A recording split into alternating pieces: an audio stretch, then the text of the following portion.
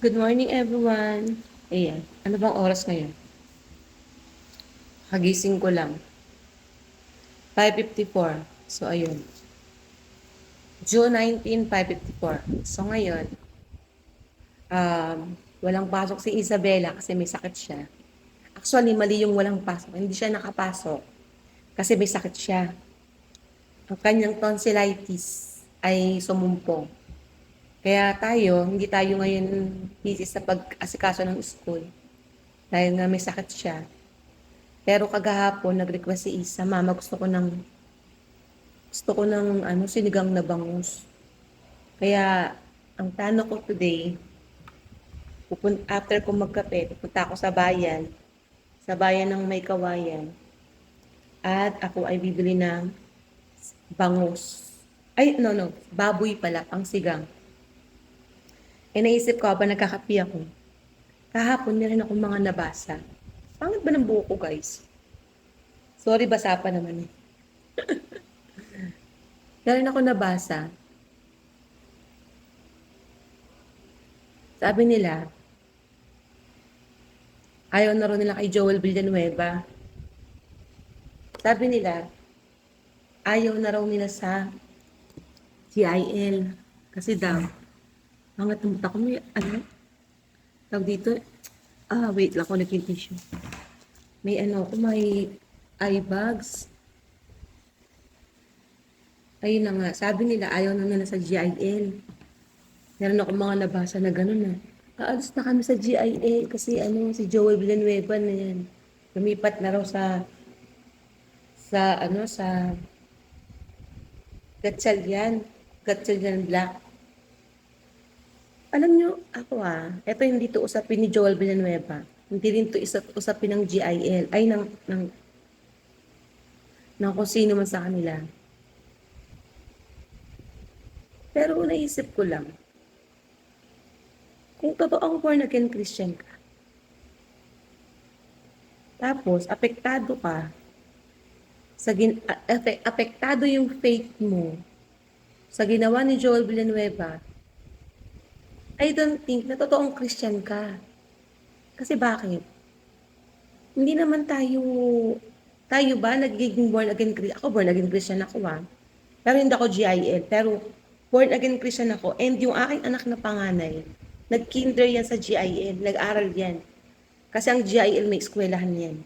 Sa may Bunlo, Bukawi. Sa Bukawi, Bulacan. So, nung naging born again Christian ako, hindi naman ako sa tao nakatingin, hindi naman ako sa pastor. 'Di ba? Nagiging born again Christian ka kasi nagkakaroon ka or yung faith mo kay God is parang nabubuhay. Kaya nag-decide ka maging born again Christian. Siguro kung may tulong man yung mga pastor, tulong ng mga pastor sila yung mga narinigan mo ng mga salita ng Panginoon, pero hindi sila rin yung totoong reason bakit ka naging born again Christian. Kaya ang totoong reason ba't ka naging born again Christian dahil ang Panginoon.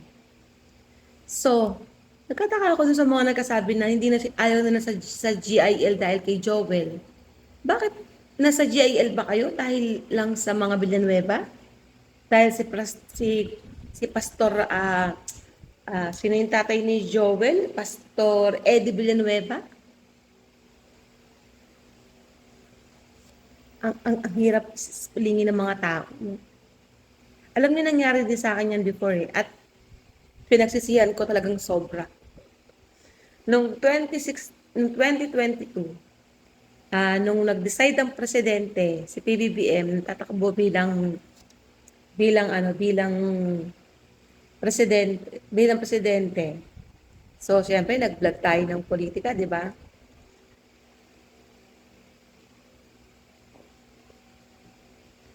Tapos, nung nag-vlog tayo ng politika,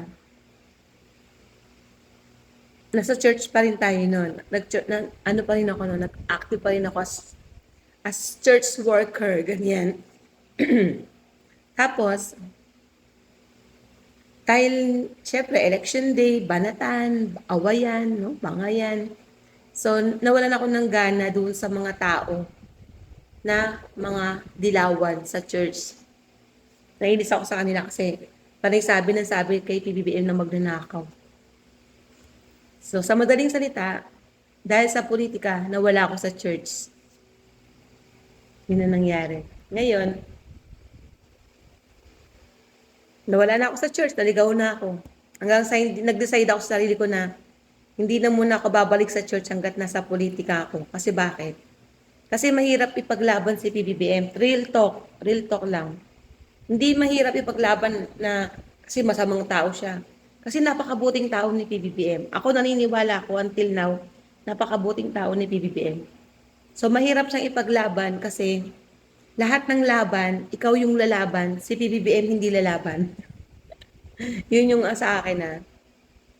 So mahirap siya ipaglaban kasi talagang pag pinaglaban mo siya all out, kailangan ipaglaban mo siya. Hanggang sa naging tayong mga lumalaban para kay BBM, hindi natin napapansin or siguro nai-enjoy na rin natin na nagiging masamang tao na tayo. Why? For example, meron ka nakit ng DDS, nag-comment ng di mo gusto, bobo, tanga. Diba? Ganun agad ang salita natin, mga tanga yan, mga bobo yan eh. So naging yung bobo tanga sa atin, naging ano na yun, pangkaraniwan na sa atin yun. Manirisim, pwede, or ano bang tawag doon? Basta habit na natin yan na magsabi ng tanga at bobo sa mga DDS. Tapos pag may namatay, na hindi natin kakampi, deserve, di ba? Ganun na tayo magsalita. Pero ang tanong, tama ba yon? Siyempre ang sagot hindi. Kaya sa Bible, hindi naman dun sinasabi na ang mga mabubuting tao lamang ang nagka-curse or ang nagmumura sa mga taong ayaw niya at hindi sa mga taong gusto niya. Once na meron kang minura, kalaban man to o hindi, masama yun. Once na meron kang sinabihan na di pa to mamatay, kalaban o hindi, masama yun. Once sinabihan mo si Duterte na si Duterte dapat mamatay na yan. Tapos si BBM sana wag. Masama yun. Pag sinabihan ng mga DDS si BBM na mamatay si PBBM at si Duterte wag, masama yun. Sa madaling salita, sa Biblia, walang special treatment na, ay okay lang, sinabihan mo naman si Digong, hindi naman si BBM eh. So walang ganun. So tayong mga feeling defender ni PBBM, talagang all out tayo pag nakikipag-away to the point na nagiging masamang tao na tayo. Same with that mga dilawan and mga DDS. Halos lahat tayo ngayon ganun ang nangyayari sa atin. Nakakalimutan natin yung mabuting ugali, mabuting asal para depensahan ang ating mga gustong politiko. Yun ang nakikita ko na naging ano. At yun yung pinagsisihan ko. Na biruin mo, ilang taon na akong born again Christian. Mag-15 na si Isa sa November. Nagsimula ako maging born again Christian bago ako magbuntis kay Isa. So mga 16 years na akong born again Christian. 16 years na hindi biro yun ha. Kasi nung ako'y naging born again Christian, ako ay nag-aral sa church. Marami ako pinagdaanan. SOL1, SOL2, SOL3, SOL4. Naging leader ako ng church, naging discipler. Mga pinagdaanan ko yan. And then, nawala ako sa church mula ng 2022, 22, 23, 24, 25, 26. 5 taon na akong wala sa church. Ngayon ko nare-realize na sinayang ko yung aking pinaghirapan na ipakita sa Panginoon na ako ay ano bang sabihin, nagbago or ako ay deserving na maging anak niya. Pero dahil sa politika, tinapon ko yun. Tapos ang masakit, ito kung may mga taga-GIL na makakapakinig sa akin, makinig kayong mabuti. Tinapon ko yun para sa politika. Ang ending, yung pinagpalit ko sa Panginoon na politika, Yung pinagpalit ko sa church na politika, pinabayaan ako sa dulo. Kaya kung totoo kayong mga GIL member, isipin ninyo, nasa GIL kayo, hindi dahil kay Villanueva, kundi dahil sa Panginoon. Huwag niyong sayangin yung inyong relationship sa Panginoon at mas magpapatalo kayo sa gulo ng politika. For me, tama yung ginawa ni Joel Villanueva. Dahil nasa Biblia yan. Nasa Biblia yan. Silang mga lingkod bayan, dapat maglingkod sila. At tayong mga Pilipino, tayong mga tao, dapat pagpasakop tayo sa ating gobyerno, sa ating pamahalaan. Nasa Biblia yan. No? Teka lang, hanapin ko yung yung sabi sa sa Bible. Ito ha. Ito. Sa Roma 13:1-2, nagsasabing ang bawat tao ay dapat pasakop sa mga namumunong awtoridad dahil may kaayusang itinatag ang Diyos. Sa unang Pedro 2:13-14, hinihikayat ang mga mananampalataya na magpasakop sa mga pamahalaan at pinuno bilang alang-alang sa kaayusan. So, ang ginawa ni Villanueva, ginawa lang niya yung trabaho niya. Bilang senador, kailangan na nilang mag-resume. Dahil ang Senado, araw-araw, milyon ang inuupos natin dyan. Tapos ang tatamad naman nila. So for me, tama lang ginawa ni Villanueva. And dun sa mga kapwa ko, born again Christian, kasi tayo mga born again Christian, iba-iba yung church natin, no? Kung totoong taga-GIL ka, huwag ka magpa-apekto. Kung hindi ka talaga natuwa sa ginawa ni Villanueva, pikit mo yung mata mo, punta ka sa sulok, kuha ka ng Biblia, kausapin mo ang Panginoon, ibigay mo sa Kanya yun. Huwag mong payagan na yung faith mo mawala dahil lang sa na-disappoint ka kay Villanueva. Kasi maniwala ka sa akin sa dulo, kagaya ko. Ako aaminin ko sa inyo until now, hindi naman ako nagsisisi na sinuportahan ko si PBBM, pinaglaban ko si PBBM. Ang pinagsisisihan ko sa dulo, dapat after kong suportahan si PBBM, dapat nagpahinga na ako eh. Dapat tumigil na ako, dapat nag-back to normal na ako eh. Para yung faith ko kay Lord hindi naapektuhan. Ang nangyari, tinuloy-tuloy ko yung kasamaan ko. Kaya yung consequence, ayun. 'Di ba?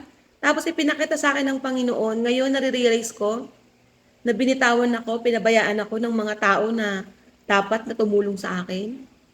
Pinakita sa akin ni Lord na ang mga politiko sa dulo, may sariling buhay yan. At wala yang pakialam sa'yo. Okay? So kung totoong born again Christian ka, huwag mong isugal yung faith mo. Dahil lang, disappointed ka kay Villanueva. Ikaw ay naging born again Christian, hindi dahil kay Joel Villanueva, hindi dahil kay Brother Eddie. Pag yun ang pundasyon mo, malabnaw ka. Naging born again Christian ka dahil sa Panginoon, sa relasyon mo sa Panginoon. So yun ang panghawakan mo. Hindi lahat ng pastor na tatayo sa entablado para mag-preach ay magugustuhan mo. Ang importante, hindi yung nagustuhan mo, yung nagustuhan ka ba ng Diyos. Hindi naman kailangan ay gusto ko ba yung service? Gusto ko ba yung sinasabi ng pastor? Gusto ko ba yung sinasabi ni Joel Villanueva? Hindi ganun yun. Ang born again Christian, ang iniisip mo, hindi yung nagugustuhan mo. Kung papaano ka magugustuhan ng Panginoon. So wag mong sayangin yung iyong relasyon sa Panginoon dahil lang disappointed ka. And to be honest, dapat tayo mga Pilipino, okay lang tayo nakabantay sa gobyerno kasi obligasyon din natin yan eh. Pero wag natin ipagpalit yung faith natin kay Lord sa mga politiko. Dahil sa dulo, 101% kay Lord ang lapit natin at siya lang ang tutulong sa atin, hindi yung politiko. Okay? So maraming salamat.